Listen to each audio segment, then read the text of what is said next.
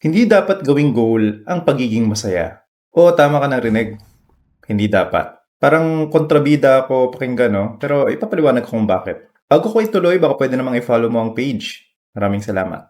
Madalas kasi sinasabi sa atin, piliin mo kung saan ka masaya. Kaso, yung totoo, kapag sinabing masayang buhay, hindi ibig sabihin nun masaya ka araw-araw. Kasi lahat tayo nakakaramdam ng lungkot, takot, pagod, inis, o iba pa. Iba pang hindi magandang pakiramdam o iba pang sakit. Normal lang yun, makaramdam ng mga bagay na to. Kasi dalawang tao lang ang hindi nakakaramdam ng masakit na emosyon.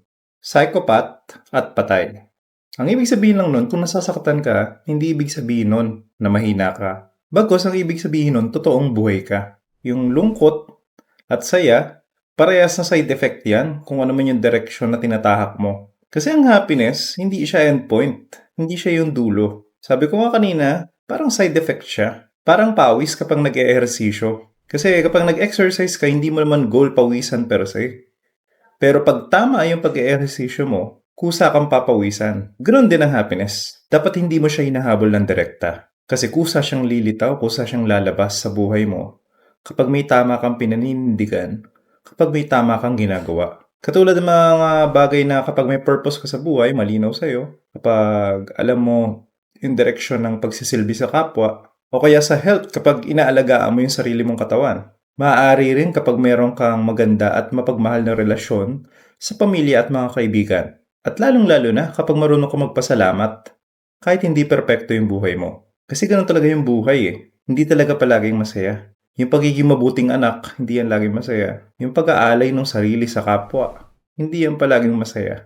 Lahat ng mga tamang direksyon na to, kahit pa yung pagdidisiplina sa sarili, pagtupad ng mga pangako, hindi laging saya yung kaakibat niyan. Pero, at some point, makakaramdam ka, for sure, ng happiness. Pag pinagpatuloy mo, pinagigihan mo yung buhay mo sa mga direksyon na ito. Kasi ang totoong happiness, hindi lang puro tawa, hindi lang puro sarap, hindi lang puro good vibes. Ang tunay na happiness ay nararamdaman sa buhay na may kahulugan, paglago, pagmamahal, makatotohanang pahinga, at pagpapasalamat. Kaya huwag nating gawing Diyos ang happiness. Diyan maraming nagiging problema sa modern times.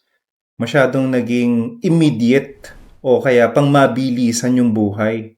Pati yung happiness gusto natin lagi mabilisan. It doesn't work that way. Bagkus, kapag pinili nating mabuhay ng may saysay, pinili nating mabuhay para sa mga mahal natin sa buhay, para sa komunidad, para sa pagsilbi sa kapwa, para sa pagpapaganda ng lipunan, kusa kang makakakuha ng kasiyahan. Kaya ano ang aral? Kapag tama ang direksyon ng buhay mo, kapag sinikap mong gawin ang tama, hindi man lagi-lagi pero sigurado, kusang lalabas ang tunay at malalim na saya. Yan po ang reflection natin today. Keep moving forward, kaibigan. Padayon.